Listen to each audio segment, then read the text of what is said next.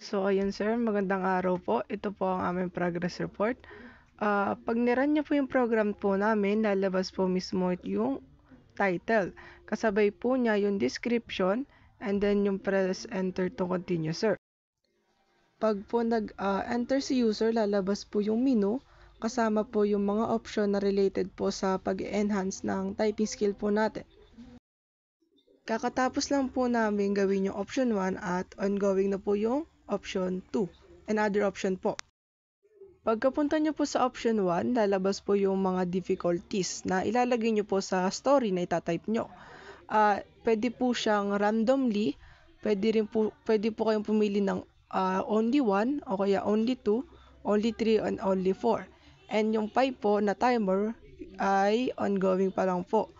Then, pwede po kayong magsabay, kunwari po ay difficulties 1 and difficulties 2, enter nyo lang po siya, or difficulties 2 or 4 lang po, base lang po sa choice po ng user. Additionally po, ang option po namin ay number, which is maglalagay po ng number sa story. Punctuation po, magganon din po sa punctuation, upper cases. Ang twist po namin ay sa hard word.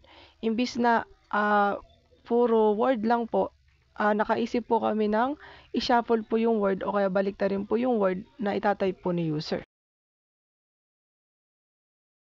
Pwede nyo po i-enter pag tapos na po kayong mag-type. Then pagka-enter nyo po, lalabas po yung mga error at sa error po na yon ay ini-include po yung mga missing word or extra word or mali po yung pagkaka-type nyo. Bibilangin po yun ni program at i-display po sa console app. Tapos po, lalabas po yung option kung gusto po ni user makita yung error. Pag nag-press po siya ng Y, lalabas po yung error at description ng error at ano po yung word na error. Example po nun ay missing word at ayun po, nasa pinakaunahan. Then sa pinababa po ay yung typo. Instead of using this, you type this po. Then, lalabas po yung option kung gusto nyo pong mag-try again.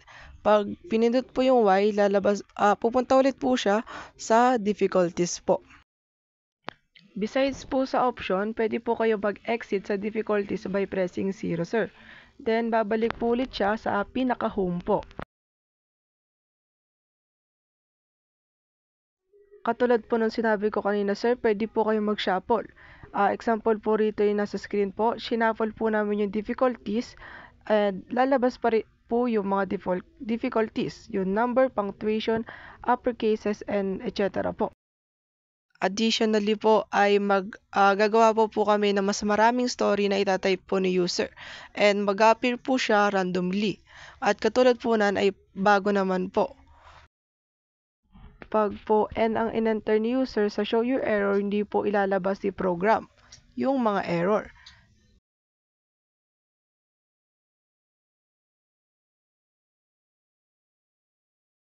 As you can see sir, pag nag-press po tayo ng N at N po, pupunta po siya sa pinaka-home po.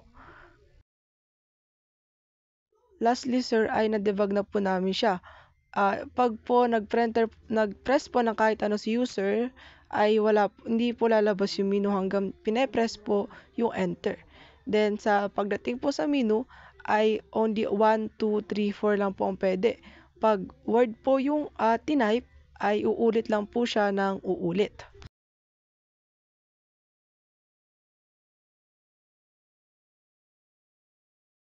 Same din po sa difficulties. Pag nag-enter po si user na kahit ano or letter or word, ay uulit lang po siya ng uulit at lalabas po yung letter instead of number.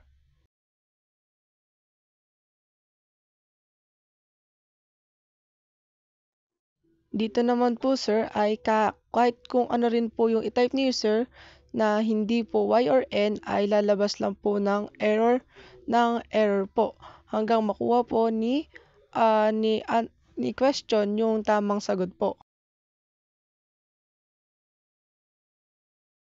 Same din po siya dito sa pangalawang option, invalid lang po siya ng invalid hanggat hindi pa nakuha yung tamang response po ni user. At ayun na po ang aming World of Typing. Maraming salamat po, sir.